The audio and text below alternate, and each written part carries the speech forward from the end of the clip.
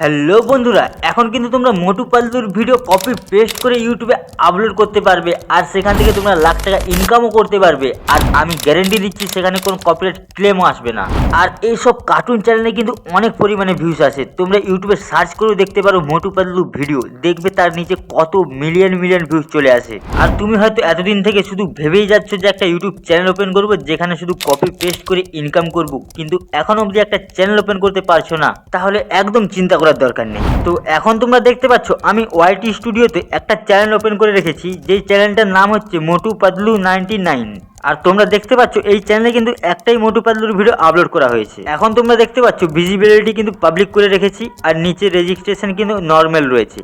তো এখানে যদি আমার ক্লেম আসতো তাহলে এই নর্মালের জায়গায় কিন্তু কপিরাইট ক্লেম লেখাটা চলে আসতো। তো এবার অনেকেরই মাথায় ঢুকছে না যে এখানে কপিরাইট ক্লেমটা এলো না কেন। আরে ভাই, কপিরাইট ক্লেম আসবে কি করে? আমি তো ভিডিওটাকে এডিটই করেছি সেই রকম ভাবে যাতে কপিরাইট ক্লেম না আসে। আহা, একদম চিন্তা করার দরকার নেই, আমি তো আছি, তোমাদেরকে পুরোটাই দেখাবো কিভাবে ভিডিওটাকে ডাউনলোড করবে, কিভাবে এডিট করবে আর কিভাবে আপলোড করবে, সব কিছুই দেখাবো এই ভিডিওর মধ্যে। তো চলো বেশি কথা না বলে আজকে পুরো বিষয়টা তোমাদের দেখিয়ে দিই কিভাবে তোমরা ভিডিওটাকে ডাউনলোড করবে, কিভাবে এডিট করবে আর কিভাবে আপলোড করবে। তো তার আগে তোমাদের কাছে একটা ছোট্ট রিকোয়েস্ট করবো, যারা এখন আমার চ্যানেলটি সাবস্ক্রাইব করনি তো প্লিজ চ্যানেলটি সাবস্ক্রাইব করে পাশে থেকো। তো এখন তোমরা ভিডিওগুলো কোথা থেকে ডাউনলোড করবে? ভিডিওগুলো ডাউনলোড করার জন্য তুমি তোমার ইউটিউবে এসে সার্চ করবে মোটু পাতলু। তো এখানে সার্চ করার পর দেখবে উপরে 3 ডট অপশন, তো ওখানে ট্যাপ করার পর দেখবে সার্চ ফিল্টার।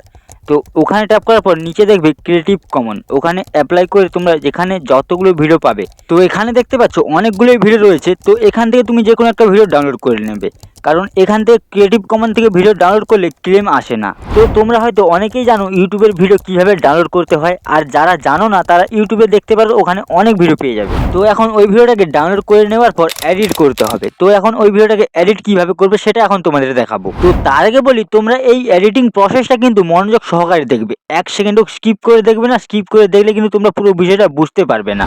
আর তোমরা যদি সঠিক নিয়মে ওই ভিডিওটাকে এডিট না করতে পারো তাহলে কিন্তু তোমার ওই ভিডিওর মধ্যে কপিরাইট ক্লেম চলে আসতে পারে। তো আমি যেহেতু ইনশট অ্যাপটা ইউজ করি আমার ভিডিও এডিট করার জন্য, তো তোমাদেরকেও দেখাবো আমি ইনশট অ্যাপের মাধ্যমে ভিডিওটাকে কিভাবে এডিট করবে। তো প্রথমেই তুমি একটা ব্ল্যাক ব্যাকগ্রাউন্ড সিলেক্ট করবে। সেই ব্যাকগ্রাউন্ডটা সিলেক্ট করার পর তোমার যত বড় ভিডিওটা হবে ঠিক তত বড় এটা টেনে টেনে তুমি এটাকে বড় করে নেবে।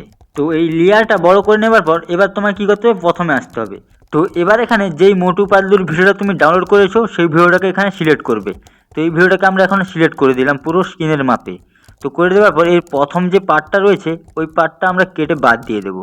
তো এখান থেকে আমরা একটা ফটো লাগাবো, যেটা প্রথম থেকে আমি বানিয়ে রেখেছি মোটু পাতলুর থাম্বনেলের মতো।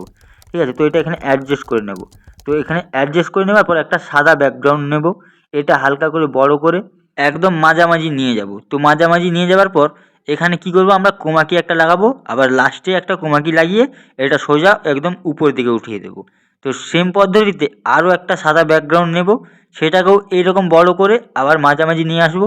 আবার সেই একই রকমভাবে এখানে একটা আমরা কোমাকি ইউজ করব, আবার লাস্টে একটা কোমাকি ইউজ করে এটাকে আবার নিচে লাগিয়ে দেবো। তো এবার এখান থেকে তোমার দেখাচ্ছি এটা কীরকমভাবে হবে। এখানে স্টার্ট করলে ভিডিওটা এরকমভাবে স্টার্ট হবে, তারপরে যে ভিডিওটা থাকবে এখান থেকে এরকম ভিডিওটা শুরু হবে। তো এবার সেম পদ্ধতিতে আমরা একদম লাস্টে চলে যাব। তো লাস্টে যাওয়ার পর আমরা এই একই পদ্ধতিতে করব। 1 সেকেন্ড। তো এবার আমরা এখন লাস্টে চলে এলাম, তো ভিডিওটা এখন এরকম পজিশনে শেষ হবে। তো এখান থেকে এই পার্টটা আমরা কেটে বাদ দিয়ে দেবো। তো সেম পদ্ধতিতে আমরা একটা আবার সাদা ব্যাকগ্রাউন্ড নেব, এটা হবে, এটা একদম উপর দিকে তুলে দেবো। তো একইভাবে আমরা এই প্রথমে একটা কোমাকি ইউজ করব, আবার লাস্টে গিয়ে একটা কোমাকি লাগাবো। তো ওটাকে লাগিয়ে আমরা নিচের দিকে নিয়ে আসবো, মিডিল পজিশনে রাখবো।